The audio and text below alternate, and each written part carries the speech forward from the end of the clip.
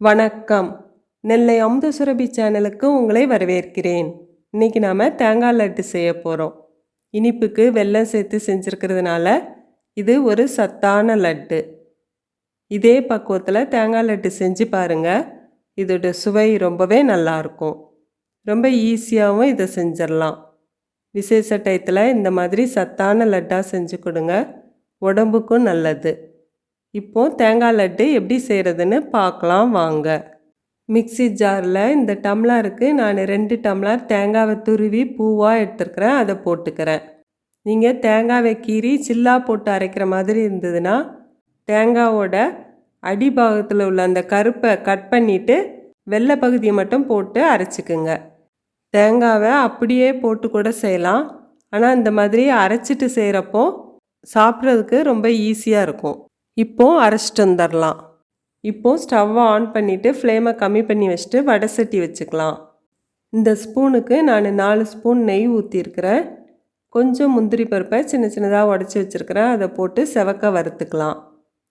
இதில் நீங்கள் உங்களுக்கு பிடித்தமான நட்ஸ் சேர்த்துக்கலாம். பாதாம் பருப்பு, பிஸ்தா, இந்த மாதிரி நிறையா நட்ஸ் போட்டு செய்கிறப்போ இதோட சுவை ரொம்பவே நல்லாயிருக்கும்.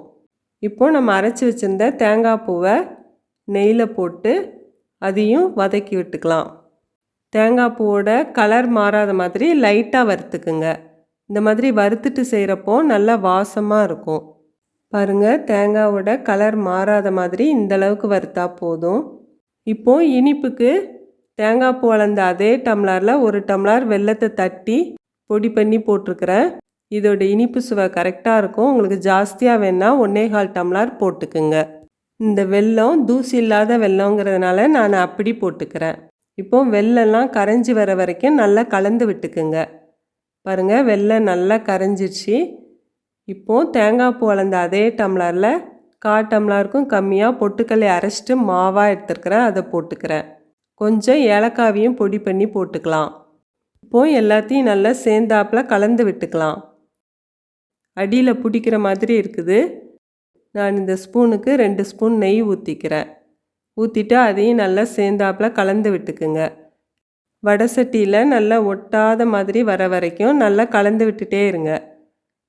பாருங்கள், இந்த பதத்துக்கு வரணும். இதுதான் கரெக்டான பக்குவம். இப்போது ஸ்டவ்வை ஆஃப் பண்ணிவிட்டு வடை சட்டியை கீழே இறக்கி வச்சுக்கலாம். கை பொறுக்கிற சூடு வர வரைக்கும் ஆற வச்சுக்கலாம். ஓரளவுக்கு ஆறிடுச்சு. கையில் கொஞ்சம் நெய் தடவிட்டு உருண்டை பிடிச்சிக்குங்க. உங்களுக்கு எந்த சைஸ் வேணுமோ அந்த அளவுக்கு தேங்காய் பூ எடுத்து உருண்டை நல்லா டைட்டாக பிடிச்சிக்குங்க. பாருங்கள், உருண்டை எவ்வளோ அழகாக வந்திருக்குதுன்ட்டு. வெறுமனே தேங்காய் பூவும் வெல்லமும் போட்டு பிடிக்கிறதோட இந்த மாதிரி கொஞ்சம் பொட்டுக்கல்லையும் போட்டு லட்டு பிடிக்கிறப்போ நல்லா சேர்ந்தாப்பில் வரும். இதையே நீங்கள் பர்பி மாதிரியும் போடலாம். அதுவுமே ரொம்பவே நல்லாயிருக்கும். இதே மாதிரி மீதம் இருக்கிற எல்லா தேங்காய் பூவையும் லட்டாக செஞ்சு எடுத்துக்கலாம். சுவையான சத்தான தேங்காய் லட்டு ரெடி ஆயிடுச்சு. ஒரு தடவை இந்த மாதிரி வெல்லம் சேர்த்து தேங்காய் லட்டு செஞ்சு பாருங்கள். இதோட சுவை ரொம்பவே நல்லாயிருக்கும். சாதாரண நாள்லேயே குழந்தைங்களுக்கு இந்த மாதிரி செஞ்சு கொடுக்கலாம். இதே மாதிரி தேங்காய் லட்டு நீங்களும் செஞ்சு பாருங்கள். செஞ்சு பார்த்துட்டு எப்படி இருக்குன்னு கமெண்ட் பண்ணுங்கள். இந்த வீடியோ உங்களுக்கு பிடிச்சிருந்ததுன்னா லைக் பண்ணுங்கள். நெல்லை அமுத சுரபி சேனலுக்கு சப்ஸ்கிரைப் பண்ணுங்கள். அனைவருக்கும் புத்தாண்டு வாழ்த்துக்கள். நன்றி, வணக்கம்.